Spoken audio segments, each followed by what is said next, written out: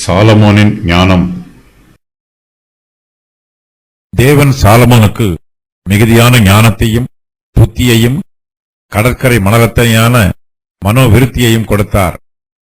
சகல கிழக்கத்தி புத்திரரின் ஞானத்தையும் எகிப்தியரின் சகல ஞானத்தையும் பார்க்கிலும் சாலமோனின் ஞானம் சிறந்ததாயிருந்தது. அவன் எஸ்ராகியனாகிய ஏத்தானிலும் ஏமான், கல்கோல், தர்தா என்னும் மாகோலின் குமாரரிலும் மற்ற எல்லா மனுஷரிலும் ஞானவானாயிருந்தான். சுற்றிலும் இருந்த சகல ஜாதிகளிலும் அவன் கீர்த்தி பிரபலமாயிருந்தது. அவன் 3000 நீதிமொழிகளைச் சொன்னான். அவனுடைய பாட்டுக்கள் 1005. லீபனோனில் இருக்கிற கேதுரு மரங்கள் முதற்கொண்டு சுவரில் முளைக்கிற ஈசோப்பு பூண்டு வரைக்கும் உள்ள மரம் முதலிய தாவரங்களை குறித்தும் மிருகங்கள், பறவைகள், ஊரும் பிராணிகள், மச்சங்கள் ஆகிய இவைகளை குறித்தும் வாக்கியங்களைச் சொன்னான். சாலமோனின் ஞானத்தை குறித்து கேள்விப்பட்ட பூமியின் சகல ராஜாக்களிடத்திலுமிருந்து நானா ஜாதியான ஜனங்களும் அவருடைய ஞானத்தை கேட்கிறதற்கு வந்தார்கள். சாலமோன் கர்த்தரிடத்தில், உமது அடியேனுக்கு ஞானமுள்ள இருதயத்தை தந்தருளும் என்று ஜெபம் பண்ணினார். தேவன் சாலமோனுக்கு மிகுதியான ஞானத்தையும் புத்தியையும் கடற்கரை மணலத்தனையான மனோவிருத்தியையும் கொடுத்திருக்கிறார். சகல கிழக்கத்தி புத்திரரின் ஞானத்தையும் எகிப்தியரின் சகல ஞானத்தையும் பார்க்கிலும் சாலமோனின் ஞானம் சிறந்ததாயிருக்கிறது. சாலமோனிடம் இருந்த ஞானமும் புத்தியும் மனோவிருத்தியும் கர்த்தர் கொடுத்தது.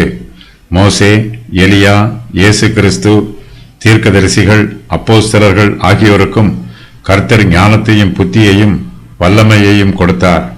அவர்கள் தேவைப்பட்ட சமயத்தில் இவற்றை பயன்படுத்தினார்கள். ஆவியானவரின் வரங்களை பெற்றுக்கொண்டு அவற்றை பயன்படுத்தாமல் இருப்பது கர்த்தரை பரியாசம் பண்ணும் செயலாகும். இயேசு கிறிஸ்து தம்முடைய சீஷர்களுக்கு வல்லமையை கொடுப்பதற்கு முன்பாக அவர்களால் அற்புதங்களை செய்ய முடியவில்லை. கிறிஸ்து அவர்களுக்கு வல்லமையை கொடுத்த பின்போ அவர்கள் மூலமாக பல அற்புதங்கள் நடைபெற்றது. ஆதி திருச்சபையில் அப்போஸ்தலர்களுக்கு கொடுக்கப்பட்ட அதே வல்லமை இக்காலத்தில் உள்ள நமக்கும் வாக்கு பண்ணப்பட்டிருக்கிறது. வாஞ்சையோடு கர்த்தரிடத்தில் அவற்றை கேட்கும்போது கர்த்தர் தம்முடைய ஞானத்தையும் புத்தியையும் நமக்கும் கொடுத்து நம்மை ஆசீர்வதிப்பார். கர்த்தர் சாலமோனுக்கு கொடுத்த ஆசீர்வாதங்களின் விவரம் வருமாறு: மிகுதியான ஞானம், மிகுதியான புத்தி, மனோவிருத்தி, ஐசுவரியங்கள், கீர்த்தி. சாலமோனின் சிறந்த ஞானத்தை பற்றிய விவரம் வருமாறு: சகல கிழக்கத்தி புத்திரரின் ஞானத்தையும் எகிப்தியரின் சகல ஞானத்தையும் பார்க்கிலும் சாலமோனின் ஞானம் சிறந்ததாயிருந்தது.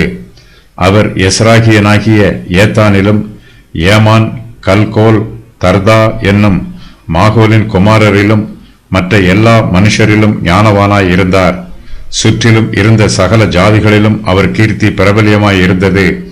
ஞானத்தில் சாலமோனுக்கு சரியானவர் அவருக்கு முன்பு இருந்ததுமில்லை, அவருக்கு பின்பு எழும்புவதும் இல்லை. அவர் 3000 நீதிமொழிகளைச் சொன்னார். அவருடைய பாட்டுக்கள் 1005. இயற்கையில் உள்ள எல்லா காரியங்களை குறித்தும் வாக்கியங்களைச் சொன்னார். சாலமோனின் ஞானத்தை குறித்து கேள்விப்பட்ட பூமியின் சகல ராஜாக்களிடத்திலும் இருந்து நானா ஜாதியான ஜனங்களும் அவருடைய ஞானத்தை கேட்கிறதற்கு வந்தார்கள். சாலமோனுடைய ஞானம் அவருடைய சுய ஞானமோ அல்லது சுய புத்தியோ அல்ல. இது கர்த்தர் சாலமோனுக்கு கொடுத்த ஞானம். கர்த்தர் சாலமோனுக்கு மிகுதியான ஞானத்தையும் புத்தியையும் கொடுத்திருக்கிறார். சாலமோனுடைய இருதயமும் விசாலமாயிருக்கிறது. இருதயம் விசாலமாயிருந்தால்தான் ஞானமும் புத்தியும் அதிகமாயிருக்கும். சாலமோன் எல்லோரிடத்திலும் சரளமாக பேசுகிறார். அவருடைய பேச்சில் ஞானமும் புத்தியும் தாராளமாய் வெளிப்படுகிறது. சாலமோனுடைய வார்த்தைகளை கேட்பதற்கு திரளான ஜனங்கள் கூடி வருகிறார்கள். கர்த்தர் சாலமோனுக்கு அநேக தாளந்துகளை கொடுத்திருக்கிறார். சாலமோன் அந்த தாளந்துகளை எல்லாம் கர்த்தருடைய நாம மகிமைக்காக பயன்படுத்துகிறார்.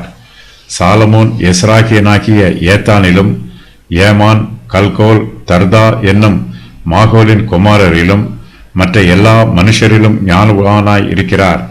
சுற்றிலும் இருந்த சகல ஜாதிகளிலும் சாலமோனுடைய கீர்த்தி பிரபல்யமாய் இருக்கிறது.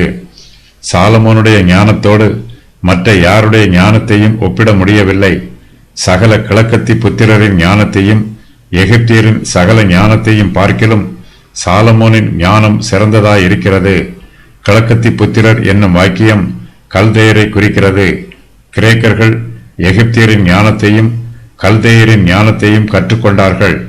சாலமோனுடைய ஞானமோ அவர்கள் எல்லோருடைய ஞானத்தை விட சிறந்ததாயிருக்கிறது. சாலமோனுடைய ஆலோசனைக்கு எல்லோரும் அதிகமாய் மதிப்பு கொடுக்கிறார்கள். இஸ்ரவேல் தேசத்தை சுற்றிலும் இருந்த சகல ஜாதிகளிலும் சாலமோனுடைய கீர்த்தி பிரபல்யமாய் இருக்கிறது. சாலமோன் தன்னிடத்தில் உள்ள தாளந்துகளை மூடி மறைக்கவில்லை. யாருக்கும் பிரயோஜனம் இல்லாமல் அதை மண்ணிலே புதைத்து வைக்கவில்லை.